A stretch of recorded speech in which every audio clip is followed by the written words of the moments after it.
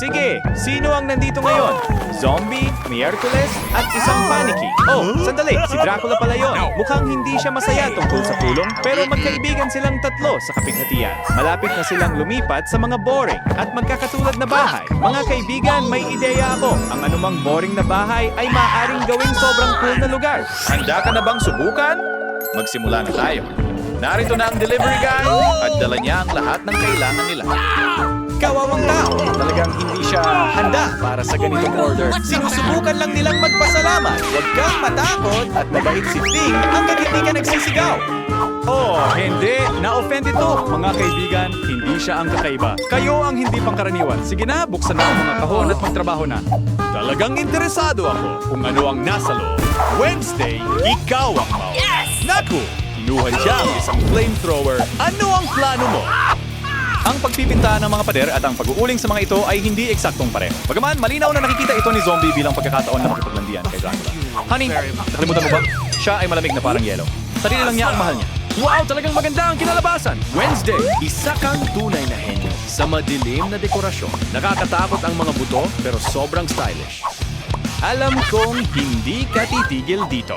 Ano ang susunod? Ilang mga orasyon at nagsimula ng maghabi ng kanilang mga sapot ang mga gagamba. Nakakatakot at maganda sa parehong oras. At tumulong din si Ting nagdagdag ng sarili nitong munting detalye. Maganda. Oh, sandali. What? Zombie, ninanakaw ang buto mo? Seryoso? Inuya niya ang dekorasyon mo. Wednesday, huwag kang magalit. Siguro huwag mo na lang siyang imbitahin sa susunod. Ngayon, ikaw naman, Zombie. Magtrabaho ka na. Isang telepono. Seryoso? Nagtataka ako kung sino ang tinatawagan. At... anong nangyayari? Oh. Saan nanggagaling ang mabahong usok na iyon? Nakakatakot ang lapida na iyon. At sino ang taong ito? Sandali! Iyon ba ang kawawang delivery guy? Oo, kaibigan mo pala, si Ted. At kumapang siya palabas para tulungan ka sa renovation. Sige, tingnan natin kung ano ang magagawa ninyo. Sa ngayon, ayos lang. Berdeng pintura, parang tubig sa latian. Walang paintbrush, walang problema. Maganda ang mood at nagiging cute at maliwanag ang bahay. Pero sino ang niloloko ko? Susunod na ang dumi. Napakatamis. Hindi nakakatakot. At ang pinakamahalaga, gustong-gusto ito ni Zombie. Ang galing mong katulong, Ted. Ano ang hinuhugot niya ngayon? Oh, naglagay siya ng lumot sa bubong at nakahanap pa siya ng napakagandang karatula para sa iyo. Ngayon, Ted, manatili ka dyan at hawakan mo ito. Alam ba talaga ng mga babae kung ano ang gusto nila? Hindi eksakto. Kaya patuloy na igalaw ang karatula hanggang mapagod si Zombie o hanggang mapagod ka. Sige, Zombie, si Ted ay opisyal nang wala ng lakas at pasensya. Ano yan? Maruming buhok at basura? Pero mukhang masaya talaga si Ted. Paalam, Ted! Magpahinga ka sa ilalim ng lupa at pumalik para sa housewarming. At si Zombie ay nagpatuloy sa pagdekorasyon ng kanyang bagong tahanan. Let's go! Pinapako ang mga bintana. Dapat may lumot kahit saan. Oh, fly agarik na kabuti na tumutubo sa kanyang taing. Maganda. Napakaganda. At isang uod para sa tanghalian. Napakasariwa at masarap. Dracula, hindi mo lang maintindihan. Gustong-gusto ni Zombie ang mga bulate, katulad ng pagmamahal mo sa dugo. Ang pagpipinta ng bahay gamit ang dugo ay perpektong pagpili para sa isang tulad mo, Drac. Una, ito ay sobrang stylish. At pangalawa, ito ay masarap. Nagtrabaho ka at kumain ng merienda sa parehong oras. At para sa panghimagas, mga signature na paniki. Awesome! Isang parol na vampira at isang karatula na bawal ang ilaw ng karatula. Astig. Ano? Ayaw mong imbitahan si Zombie? Naku, Drac, hindi ka makakalusot dito. Sige mga kaibigan, bagong gawain. Panahon na para palamutian ang mga damuhan sa harap ng mga bahay. At si Ting ay nakahanda na ng modelo ng sarili nitong maliit at komportableng bahay aso. Halika na, Wednesday, huwag maging tamad. Si Ting ang magdadala ng lahat ng materyales. Magtrabaho ka na. Hindi na makapaghintay si Ting na makapasok sa bago nitong bahay. Sige, tabla sa tabla, pader sa pader, bubong sa itaas, at ngayon ay may maliit at komportableng bahay na si Ting. Pero hindi tumitigil si Wednesday doon. Gumagawa siya ng daan papunta sa bahay gamit ang malalaking, mabibigat na bato. Nagdadagdag ng dekorasyong sapot ng gagamba sa bakod. Pero sandali, bakit kailangan mo ng nakakatakot na bungo na iyon? Naiintindihan ko. Ito ay isang mailbox. Napakamalikhain. Si Drac ay nagsusumikap din. Mayroon siyang mailbox na hugis kabaong. At ang karpet na patungo sa bahay ay pula rin. At narito na ang unang sulat. Mahal kita! Kanino kaya galing ito? Zombie! Natatakot ako na wala kang pag-asa. Tanggapin mo na, hindi kanya tipo. Malungkot si Zombie, pero ginawang pandilig ang mailbox. Practical yun. At narito na ang kartero. Kumusta, kaibigan? Wednesday, sikat ka ngayon. Alam niya ang sayaw mo. Isa kang bituin. Isang napakalamig na bituin. Nga lang. Zombie, dumaan siya sa tabi mo.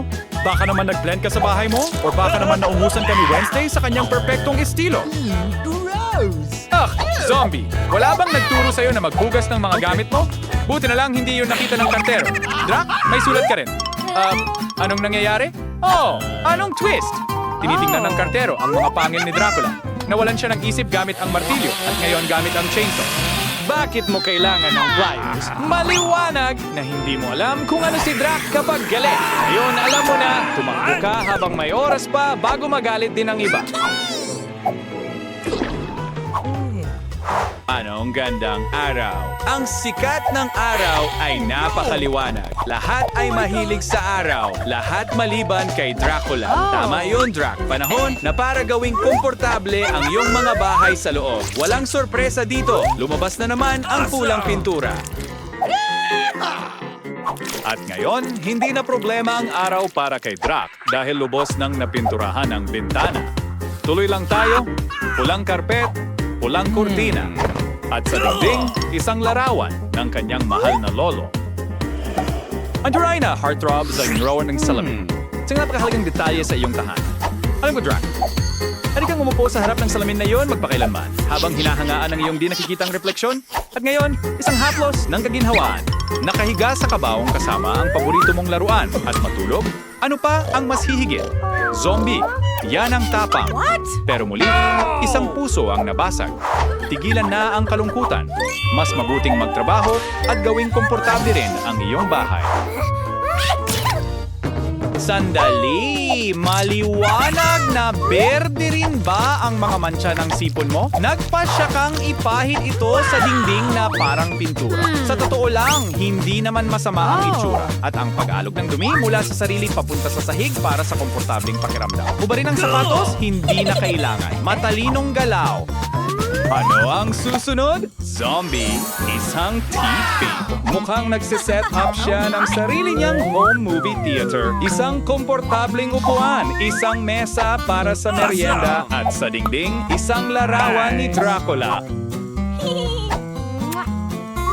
Bueno, mangarap ka na lang sa palagay ko.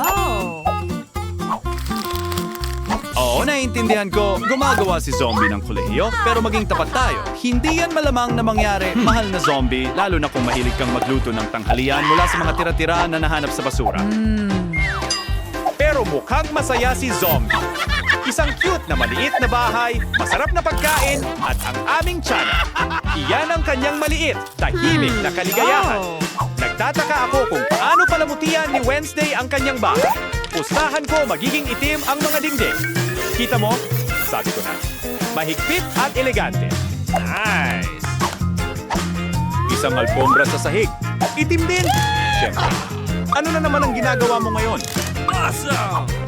Bakit ka nagdidikit ng mga neon strip sa dingding? Ulap sa ibabaw at itim na spray paint. At ano ang makukuha natin? Wow! Wednesday! Ang ganda niyan! Pero hindi tumitigil si Wednesday doon. Isang estante ng mga ito. At para sa dagdag na ginhawa, dekorasyon na gawa sa maliliit na kalansay at isang larawan ng kanyang minamahal na hati.